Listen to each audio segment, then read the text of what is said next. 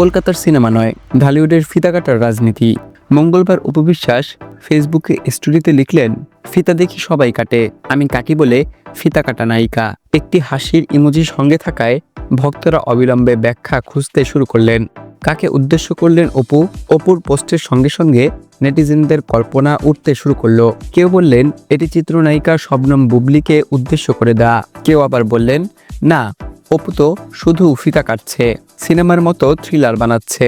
Facebook কমেন্টে শুরু হলো ব্যাখ্যা আর মিম তৈরির লড়াই। মাঝে কিছুদিন সিনেমার কাজে অপু বিশ্বাসকে দেখা যায়নি, কিন্তু সেই সময় বিভিন্ন পণ্য প্রতিষ্ঠানের উদ্বোধনী অনুষ্ঠানে এবং ফটোশুটে হাজির থাকায় তিনি আবার আলোচনার কেন্দ্রবিন্দুতে চলে এসেছেন। নেটিজেনরা বলছে সিনেমা না, এখন ফিতা কাটাই মূল ব্যবসা।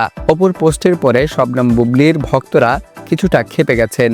কেউ কেউ সোশ্যাল মিডিয়ায় মন্তব্য করছেন, অপুর হাসি বুবলির চোখেই ছাই, যদিও বুবলি এখনও মুখ খুলেননি। অনেকে আশঙ্কা করছেন কোনো সময় পাল্টা স্টোরি আসতে পারে। ঢালিউড সিনেমা, ফটোশুট আর ফিতা সব মিলিয়ে এখন যেন একটা মিনি থ্রিলার তৈরি হয়েছে। ফিতা কাটা আর হাসি এখন ভক্তদের নতুন বিনোদন। কেউ বলছেন ফিতা কাটা নাকি নতুন স্পোর্টস, ফলে অপু বিশ্বাস শুধু নায়িকা নন, ফিতা কাটার স্টাইল নিয়ে এখন তিনি নেট দুনিয়ার নতুন চরিত্র। হাসি, জল্পনা, ব্যাখ্যা আর মিম সব মিলিয়ে এখনও ফিতা কাটার নাটক চলছে। নেটিজেনরা অপেক্ষা করছে পরের ফিতা কে কাটবে।